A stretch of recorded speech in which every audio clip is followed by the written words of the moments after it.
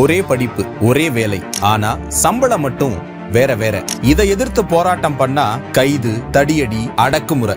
இதுதான் விடியல் ஆட்சின்னு விளம்பரம் பண்ணிக்கிற ஆளும் திமுகவோட லட்சணம். தமிழ்நாடு முழுக்க அரசு பள்ளிகள்ல வேலை பார்க்கிற 20,000க்கும் அதிகமான இடைநிலை ஆசிரியர்களோட வாழ்வாதாரத்தை தான் கேள்விக்குறியாக்கி இருக்கு மக்கள் விரோத திமுக அரசு. தமிழ்நாட்டுல மொத்தமா 35,000க்கும் அதிகமான இடைநிலை ஆசிரியர்கள் இருக்காங்க. 2009ஆம் ஆண்டு மே 31ஆம் தேதிக்கு முன்னாடி நியமிக்கப்பட்ட இடைநிலை ஆசிரியர்களுக்கு ஒரு சம்பளம், ஒரே ஒரு நாள் பின்னாடி ஜூன் 1ஆம் தேதி நியமிக்கப்பட்ட இடைநிலை ஆசிரியர்களுக்கு ஒரு சம்பளம்னு கொடுக்குது. ஒரே விதமான படிப்பு, வேலை இருந்தும் சம்பளத்துல பெரிய வித்தியாசம் இருக்கு. 16 வருஷத்துக்கு முன்னாடி 3,170 ரூபாயில ஆரம்பிச்ச இந்த வித்தியாசம் இப்ப 16,000 ரூபாவை தாண்டி போயிட்டு இருக்கு. இந்த அநீதிக்கு எதிராக இடைநிலை ஆசிரியர்களும் 16 வருஷமா போராடிட்டு தான் இருக்காங்க. திமுக கூட தேர்தல் அறிக்கையில கூட ஆசிரியர்களோட ஊதிய முரண்பாடு சரி செய்யப்படும்னு வாக்குறுதி எல்லாம் கொடுத்துச்சு. எதிர்கட்சியா இருந்தப்ப ஆசிரியர்களோட போராட்டத்துக்கு நேர்ல போய் ஆதரவு கொடுத்த திமுக தலைவர் ஸ்டாலின் ஆட்சிக்கு வந்ததுல இருந்து இத பத்தி மூச்சு கூட விடல. திமுக ஆட்சிக்கு வந்ததுல இருந்து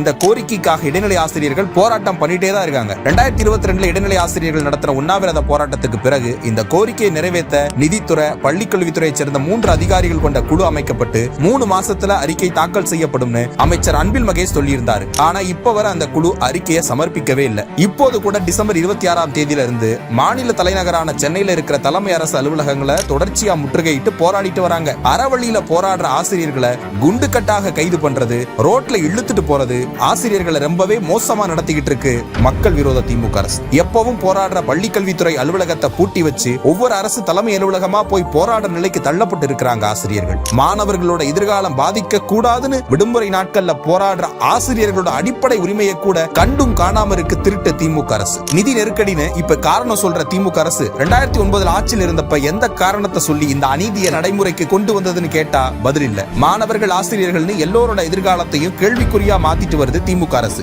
இந்த சுயலாப விளம்பர மாடல் அரசிற்கு மக்களே விரைவில் முடிவுரை எழுதுவார்கள்.